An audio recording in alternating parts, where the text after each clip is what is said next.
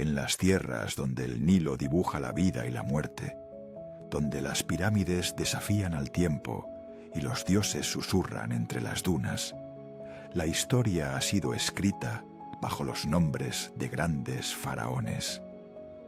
Pero en las sombras doradas de esos relatos emergen figuras que desafiaron su época, mujeres que cambiaron el curso del antiguo Egipto con inteligencia, poder y audacia.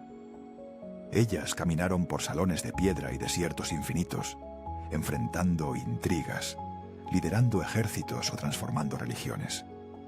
Algunas reinaron en secreto, otras con proclamaciones de gloria, muchas con el peso de un mundo que no estaba preparado para su grandeza. Hoy, su memoria resurge entre ruinas y papiros, reclamando un lugar en la eternidad. Este viaje busca sus huellas, sus victorias y sus silencios, en la arena donde la historia y el olvido luchan por la última palabra. Bajo las columnas imponentes del Palacio de Tebas, en una atmósfera cargada de incienso y promesas, nace Hatshepsut, hija del faraón Tutmosis I y de la gran esposa real Ahmose. El destino de una mujer noble en Egipto suele ser trazado por otros, pero desde su infancia, Hatshepsut demuestra una inteligencia aguda y una curiosidad insaciable. Observa los rituales del templo, las intrigas de la corte, la manera en que su padre gobierna con mano firme y piedad hacia los dioses. Su educación no es la de una princesa cualquiera. Aprende a leer los jeroglíficos sagrados, a interpretar los sueños y a descifrar los gestos sutiles del poder. Ya en su mirada se intuye una determinación que desafiará las reglas milenarias del trono egipcio. Cuando la muerte arrebata a Tutmosis I, la corte se sumerge en la incertidumbre. Hatshepsut, aún joven, asume el papel de gran esposa real junto a su hermanastro, Tutmosis II. Su posición es delicada. Es madre de una hija, Neferura, pero no del heredero varón. Sin embargo, en las ceremonias del templo de Amón, Hatshepsut se muestra con porte regio y palabras que calman la tempestad política. Tras la prematura muerte de Tutmosis II, el trono queda en manos de un niño, Tutmosis III, hijo de una esposa secundaria. Hatshepsut se convierte en regente, pero su ambición y legitimidad la conducirán más allá de ese título. En su rostro se dibuja la resolución de quien no aceptará la sombra. En un acto sin precedentes, Hatshepsut decide proclamarse faraón. Rompe el molde, adopta los símbolos reales, la barba postiza y el uraeus, y se presenta ante el pueblo y los dioses como rey de las dos tierras. Los jeroglíficos la muestran en igualdad con los antiguos monarcas, desafiando la tradición patriarcal. Los consejeros murmuran en los pasillos, algunos la apoyan, otros conspiran en silencio. Hatshepsut convoca a los artesanos y escribas, ordenando que su imagen sea inmortalizada en piedra y oro. La corte asiste a una transformación.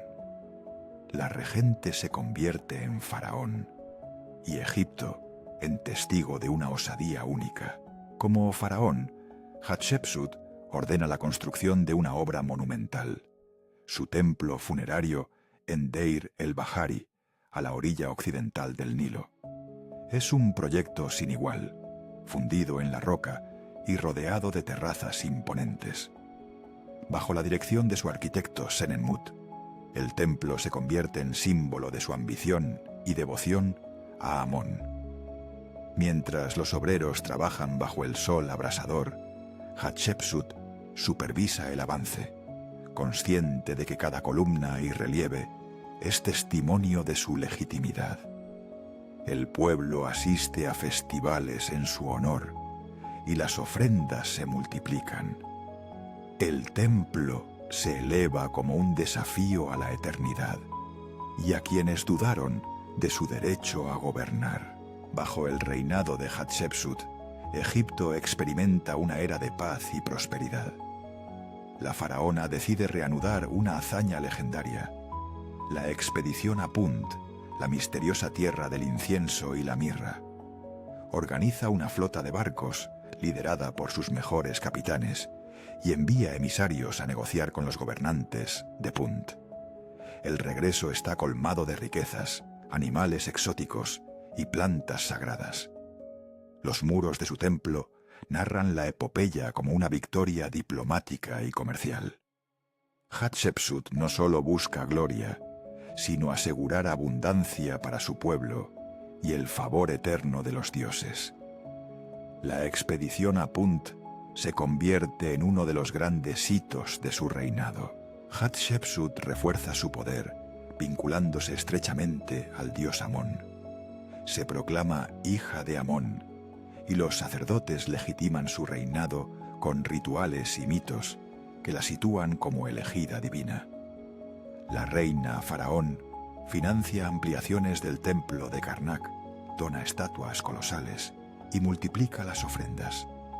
Su imagen aparece no solo como gobernante, sino como intermediaria entre los dioses y los hombres. Esta relación sagrada, cuidadosamente cultivada, la protege de las críticas y cimenta su autoridad. Pero también siembra recelos en quienes ven en ella una amenaza al orden tradicional. Entre los nombres que rodean a Hatshepsut, uno destaca: Senenmut, su arquitecto y confidente. Hijo de orígenes modestos, Senenmut asciende hasta convertirse en uno de los hombres más poderosos de Egipto, responsable de las mayores obras del reinado. Los rumores en la corte señalan una relación más allá de lo profesional, pero la naturaleza exacta de su vínculo permanece envuelta en el enigma. Lo cierto es que Senenmut es leal, eficiente y visionario. Juntos diseñan no solo templos y monumentos, sino también la imagen pública de Hatshepsut. Su alianza es símbolo de una era en la que el mérito y la confianza pueden desafiar la cuna y el linaje. El poder de Hatshepsut no está exento de enemigos. En los pasillos del palacio, los murmullos de complot y desconfianza se hacen cada vez más audibles. Algunos nobles y altos funcionarios, descontentos con la presencia de una mujer en el trono, conspiran en secreto. Tutmosis III, el joven con derecho legítimo, crece bajo la sombra de su madrastra, rodeado de consejeros ansiosos por restaurar el orden tradicional. Hatshepsut, sin embargo, mantiene el control con astucia y generosidad, premiando a los leales y relegando a los díscolos. El ambiente es tenso, como una tormenta que acecha tras el horizonte dorado de la estabilidad. Con los años, la salud de Hatshepsut declina. Sabe que su reinado no será eterno y que tras su muerte, el destino de su legado es incierto. En la intimidad de su cámara, dicta sus últimas órdenes y protege a su hija, Neferura. La sombra de Tutmosis III es ahora más grande. Pronto asumirá el trono en plenitud. Hatshepsut contempla su vida, sus hazañas y sus enemigos, consciente de que ha abierto un camino que otros temerán recorrer. El aire es denso. La noche egipcia se cierne sobre su figura, envuelta en silencio y resignación. Tras la muerte de Hatshepsut, una campaña sistemática de borrado se desata sobre su memoria. Sus imágenes son martilladas, sus nombres eliminados de los registros oficiales. Tutmosis III y sus sucesores intentan reescribir la historia, relegando a la gran reina al olvido. Sin embargo, las piedras y los relieves resisten el paso del tiempo. Siglos después, arqueólogos y estudiosos redescubren su legado.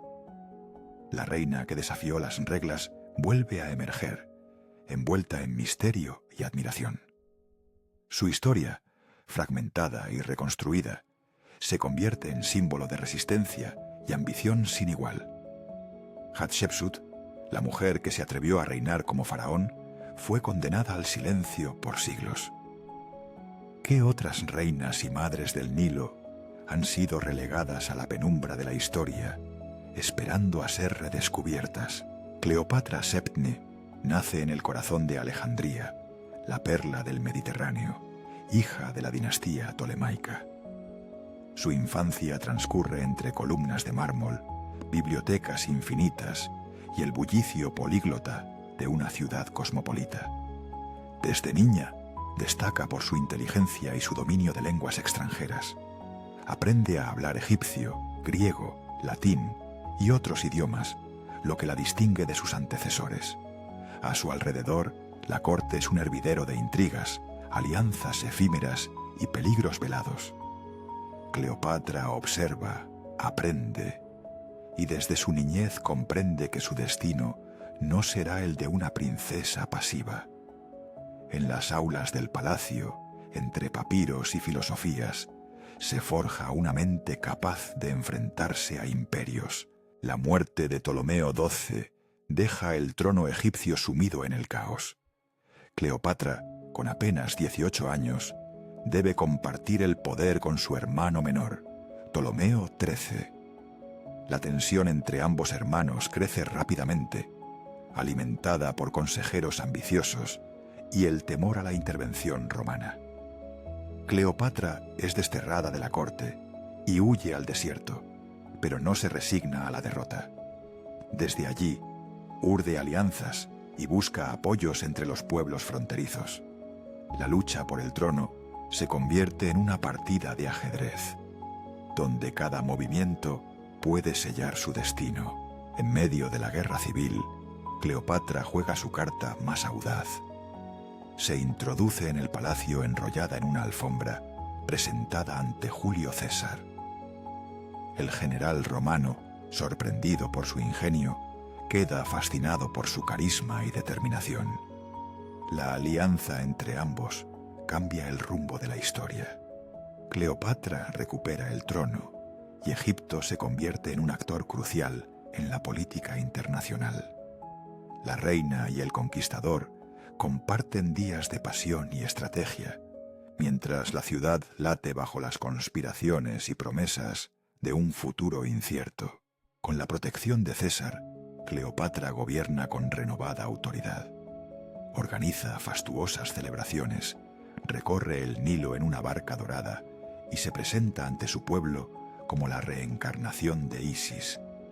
Su imagen se mezcla con la de la diosa madre y el pueblo la aclama. Sin embargo, la oposición interna no desaparece. Los enemigos acechan en cada esquina y la sombra de Roma se cierne sobre Egipto. Cleopatra equilibra la vida y la muerte, el placer y la responsabilidad, consciente de que cada día puede ser el último en el trono. La noticia del asesinato de César sacude a Cleopatra. La reina se enfrenta a una Roma dividida y a la incertidumbre de su propio futuro. Vuelve a Egipto con su hijo Cesarión, fruto de su unión con el general romano. En Alejandría, el clima es tenso y la corte se polariza entre partidarios y detractores de la influencia romana. Cleopatra se reinventa, fortaleciendo su posición y preparando el terreno para nuevas alianzas. Su mirada ya no es la de una joven inexperta, sino la de una soberana endurecida por la traición y la pérdida. Cleopatra seduce a Marco Antonio, el nuevo hombre fuerte de Roma. La reina navega hasta Tarso en una barcaza repleta de flores y perfumes, deslumbrando a la corte romana. La relación entre ambos se convierte en una alianza política y amorosa, sellada por hijos y promesas. Juntos desafían a Octavio, el futuro Augusto, y sueñan con un imperio oriental que rivalice con Roma. Pero la pasión y la ambición desatan guerras y envidias. Las batallas se suceden, y el destino de Egipto pende de un hilo. Las fuerzas combinadas de Cleopatra y Marco Antonio se enfrentan a la flota de Octavio en la decisiva batalla de Accio. El mar Jónico se convierte en un campo de muerte y desesperación. La derrota es total. La pareja huye hacia Egipto, perseguidos por la sombra implacable de Roma. Las esperanzas de un nuevo imperio se desvanecen entre las llamas de los barcos hundidos.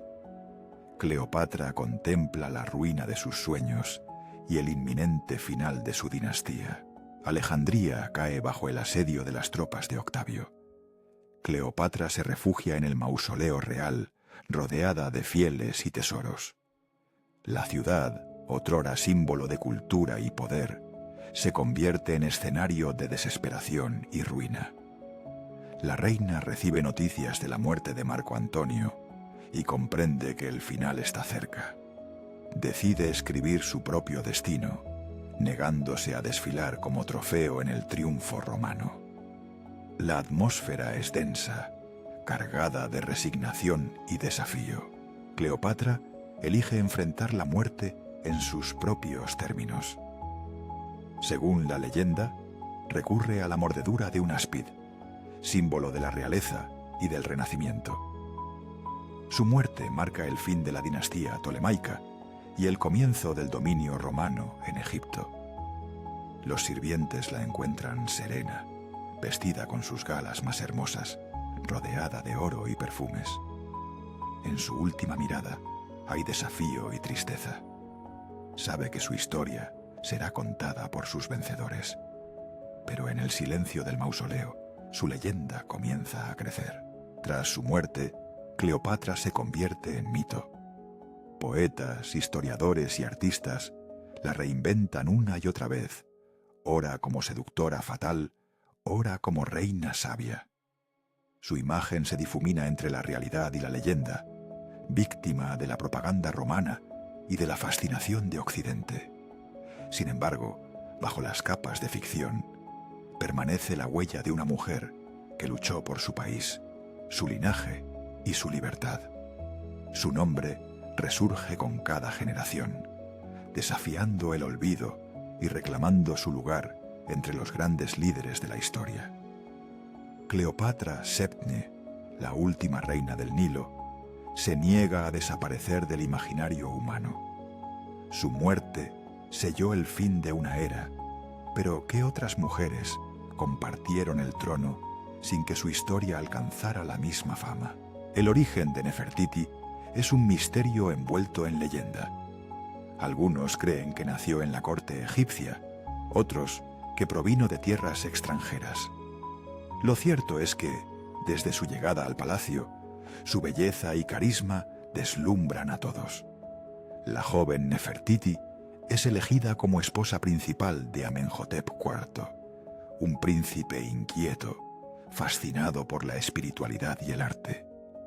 Juntos se preparan para reescribir la historia de Egipto, no solo como soberanos, sino como reformadores de la fe y el poder.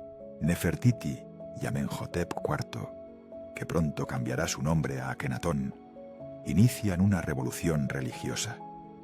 Deciden abandonar el culto tradicional a Amón y proclamar la supremacía de Atón, el disco solar. La pareja real desafía a los sacerdotes y a la aristocracia, arriesgando el equilibrio de siglos. Nefertiti apoya a su esposo en público y privado, participando activamente en los rituales y decisiones. La corte se divide. Algunos ven en ellos visionarios, otros los acusan de sacrilegio. El ambiente es de tensión y expectativa. El antiguo Egipto está a punto de cambiar para siempre. Guiados por su nueva fe, Nefertiti y Akenatón fundan Aketatón, la ciudad de Amarna, dedicada al culto de Atón. La ciudad surge de la nada, con templos abiertos al sol y palacios decorados con escenas de la vida familiar real. Nefertiti es retratada como igual a su esposo, participando en actos de gobierno y rituales religiosos. La vida en Amarna es diferente. Arte, arquitectura y política se transforman bajo la visión de los soberanos. Por primera vez, la reina aparece en los relieves como madre, esposa y sacerdotisa, una figura de poder nunca antes vista en Egipto. Nefertiti impulsa una revolución artística sin precedentes. Bajo su patrocinio, escultores y pintores rompen con la rigidez tradicional y adoptan un estilo más realista y humano. La reina es representada en escenas familiares, jugando con sus hijas o adorando al sol.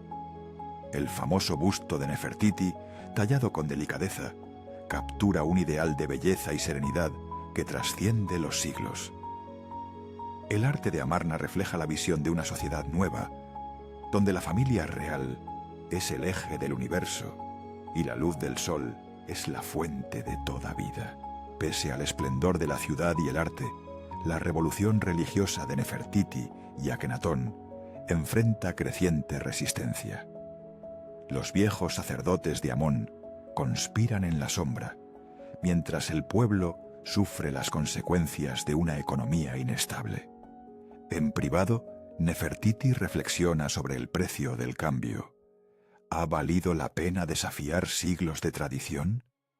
El aislamiento de Amarna se vuelve más palpable, y la corte vive en un clima de desconfianza y temor al futuro. En tiempos de crisis, Nefertiti asume un papel aún más activo.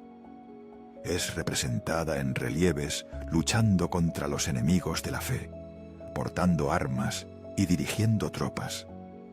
Su imagen desafía los cánones de género del antiguo Egipto. La reina se convierte en símbolo de fortaleza y liderazgo, tanto para sus seguidores como para sus adversarios. Bajo su mando, la ciudad resiste ataques internos y externos. El aura de Nefertiti se robustece. Ya no es solo la bella consorte, sino la defensora de una visión radical.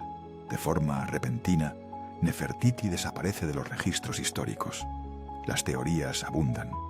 Algunos sugieren que murió joven, otros que asumió una nueva identidad, incluso que gobernó como faraón bajo otro nombre.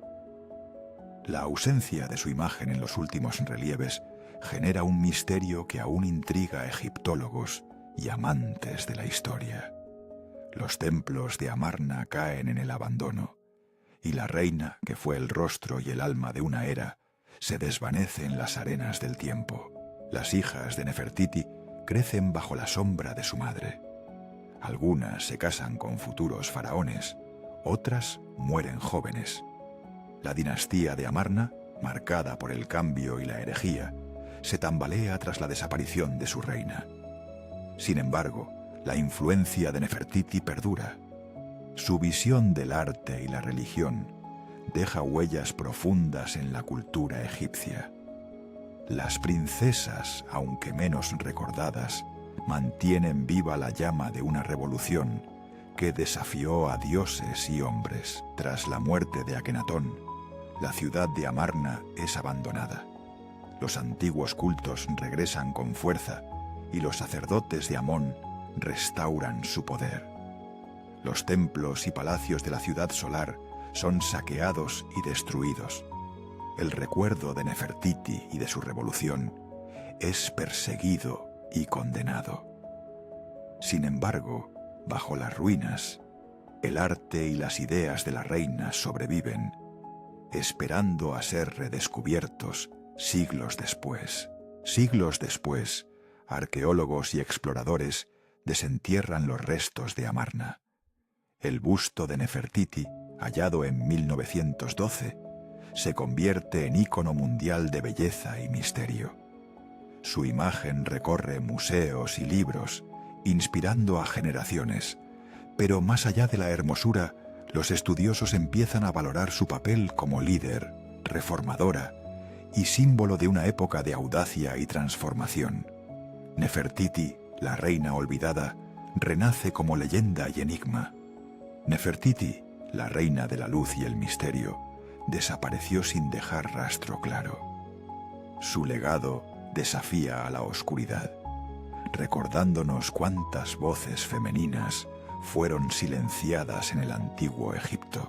En la corte de Ichtawi, centro del poder durante la dinastía 12, crece Sobekneferu, hija del faraón Amenemhat III. El ambiente es de esplendor y vigilancia.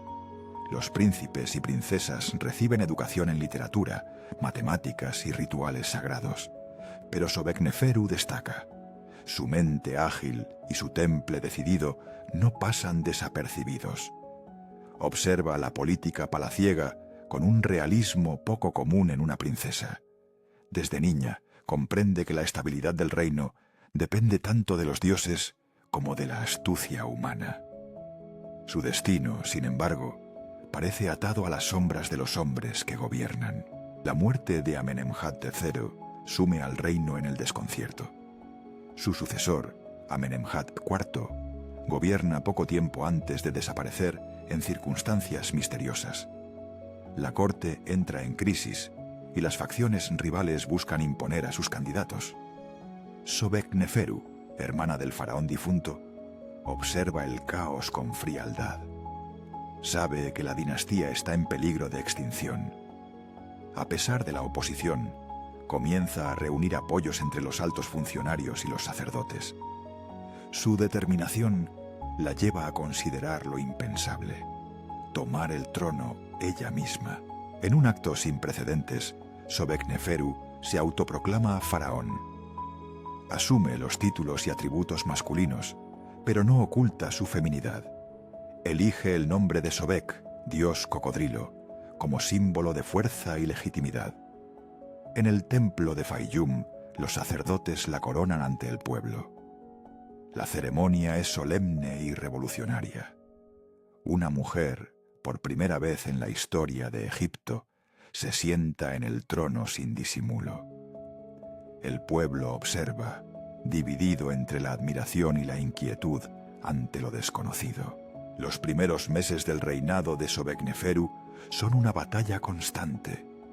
Debe convencer a los altos funcionarios y a los militares de su capacidad para gobernar. Emite decretos en nombre del faraón, pero firma con su propio nombre, alternando fórmulas masculinas y femeninas. El lenguaje oficial se adapta a su singularidad. Sobekneferu no intenta ocultar su sexo, sino que lo convierte en parte de su legitimidad. El pueblo, acostumbrado a siglos de tradición patriarcal, observa con asombro y escepticismo. El reinado de Sobekneferu se ve amenazado por revueltas en las fronteras y por la amenaza de invasiones extranjeras. La reina viaja al norte, inspecciona fortificaciones y reorganiza el ejército. Promueve la lealtad de los generales y multiplica las ofrendas a los dioses protectores. Gracias a su firmeza, Egipto resiste las incursiones y mantiene la paz interna. Sobekneferu demuestra que el coraje no es patrimonio de ningún género. Su figura se impone como símbolo de resistencia en tiempos de crisis. Sobekneferu se dedica a completar y restaurar monumentos iniciados por sus predecesores. Termina la pirámide de Jawara y amplía templos en honor a Sobek y a los antiguos dioses. Su impulso constructivo es tanto un acto de devoción como una estrategia política. Busca legitimar su reinado y dejar una huella indeleble en la historia. Los relieves comienzan a mostrar su imagen, aunque a menudo los artesanos dudan sobre cómo representarla. ¿Como rey, como mujer o como una síntesis de ambos? A medida que avanza su reinado, Sobekneferu se enfrenta a la soledad del poder. No tiene esposo ni hijos que aseguren la continuidad de la dinastía. Los consejeros insisten en la urgencia de un heredero, pero la reina se muestra evasiva. En las noches silenciosas de palacio, medita sobre su legado y la fragilidad de su posición. El peso de la historia recae sobre sus hombros, mientras afuera el Nilo sigue su curso indiferente. La falta de un heredero precipita el fin de la dinastía 12. Los rumores de conspiraciones y traiciones aumentan. Sobekneferu intensifica las ceremonias religiosas y multiplica los decretos para mantener la estabilidad. Sin embargo, la incertidumbre crece entre los altos funcionarios y el pueblo. El horizonte político se oscurece y la reina comprende que su tiempo se agota. La historia de Egipto está a punto de dar un giro irreversible. En sus últimos días, Sobekneferu emite un decreto para asegurar la protección de los templos y la continuidad de los ritos sagrados. Ordena la custodia de los archivos reales y la preservación de las obras arquitectónicas. Su voz, aunque cansada, resuena con autoridad. El pueblo asiste a la ceremonia de despedida, consciente de que presencia el ocaso de una era. La reina se retira, dejando tras de sí un reino a la deriva y una pregunta sin respuesta. ¿Quién ocupará el vacío que deja su marcha? Tras la muerte de Sobekneferu, Egipto entra en una etapa de fragmentación y caos. Su nombre es borrado de muchas listas reales, y su memoria se desvanece entre los escombros de los templos. Sin embargo, algunos registros sobreviven, testigos mudos de su audacia y de su breve pero intenso reinado. Los arqueólogos modernos reconstruyen su historia a partir de fragmentos dispersos. La primera faraón mujer de Egipto emerge entre la niebla del olvido, como símbolo de innovación y resistencia frente a la adversidad. Sobekneferu, la primera faraón indiscutida de Egipto, fue condenada a la amnesia histórica. Su audacia abrió la puerta a otras mujeres excepcionales que, en el silencio, cambiaron el rumbo de la civilización. En los albores de la civilización egipcia, cuando los reinos del Alto y Bajo Egipto acaban de unirse, nace Merneith, hija del rey Dyer. Su educación es excepcional para una mujer de la época. Aprende a leer y escribir, asiste a los rituales y presencia las decisiones más importantes del reino. Merneith crece observando el arte de gobernar, la diplomacia de los ancestros y la importancia del linaje real. Desde niña siente el peso de los dioses y la responsabilidad de su sangre. La muerte de Dyer deja un vacío de poder en la corte. El joven heredero, Den, es aún un niño incapaz de gobernar. Merneith, madre del futuro faraón, se convierte en la figura clave para la estabilidad del reino. En medio de rivalidades y amenazas externas, asume el papel de regente. Su autoridad es cuestionada por algunos consejeros, pero su temple y sabiduría la imponen como líder. Durante este periodo, Egipto enfrenta desafíos constantes, sequías, rebeliones y la consolidación de las instituciones estatales. Durante años, Merneith gobierna en nombre de su hijo, tomando decisiones cruciales para la supervivencia de Egipto. Refuerza las alianzas con los nomos, los gobernantes locales, y reorganiza el sistema de impuestos. Asegura el control de los templos y promueve la construcción de monumentos para legitimar la dinastía. Los enemigos externos son repelidos con firmeza, los internos castigados con severidad. Merneith se gana la lealtad de los militares y de los sacerdotes, aunque su poder sigue siendo objeto de debate entre los historiadores. Merneith comprende la importancia de la religión como fuente de legitimidad. Dirige personalmente las ceremonias más importantes, ofrendando a los dioses y consultando oráculos. Se le atribuye la restauración de algunos ritos ancestrales y la introducción de nuevos cultos. Los sacerdotes reconocen su piedad y la presentan ante el pueblo como intermediaria entre los dioses y los hombres. Esta autoridad religiosa refuerza su posición política, permitiéndole gobernar con mano segura mientras su hijo crece. Durante la regencia de Merneith, Egipto enfrenta incursiones de pueblos vecinos. La reina viaja al frente, inspecciona las fortificaciones y negocia alianzas defensivas. Se la representa en sellos y relieves, portando armas y dirigiendo consejos de guerra. Su liderazgo militar, aunque poco documentado, es fundamental para la consolidación territorial.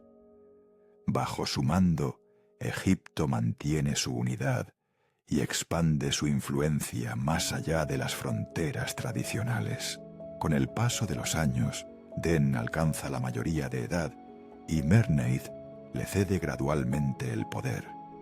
Sin embargo, su influencia no desaparece. Continúa asesorando a su hijo y participando en las grandes decisiones del reino. La estabilidad lograda durante su regencia permite el florecimiento de la cultura y la economía. Los templos prosperan, las cosechas son abundantes y los comerciantes viajan seguros por el valle del Nilo. Merneith se convierte en consejera venerada, figura materna y símbolo de continuidad.